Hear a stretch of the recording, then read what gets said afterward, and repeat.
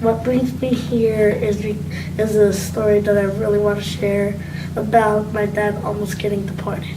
Okay. What happened? My dad was in 2010, like March. My dad just disappeared, and then my mom told me, "Oh, he just went to Mexico." And then I'm like thinking, "Oh, to visit some of his family members," and I'm like, "Oh, okay." And then lots of time passed, and I'm like, "That's too long to visit like somebody, because if I visit somebody, I'll just be there like for 3 or 4 days, not like 3 or 4 or 5 or 6 months."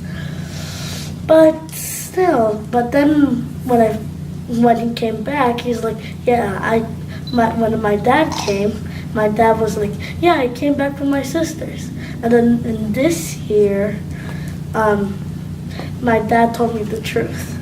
He was actually getting deported, maybe. So I got really scared, and I was like really pressured about how it would be life without my dad.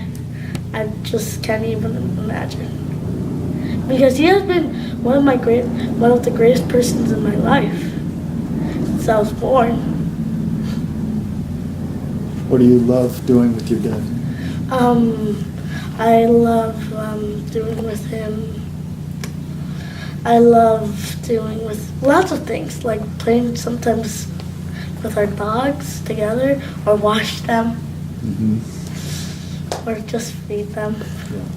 Like we like doing a lot of things together, even cooking. So thinking about your dad maybe getting deported. Yeah, sometimes like a few days ago when my sister talked to me about coming to Washington, D.C. and talking about my immigrant story, I just thought of my dad being deported.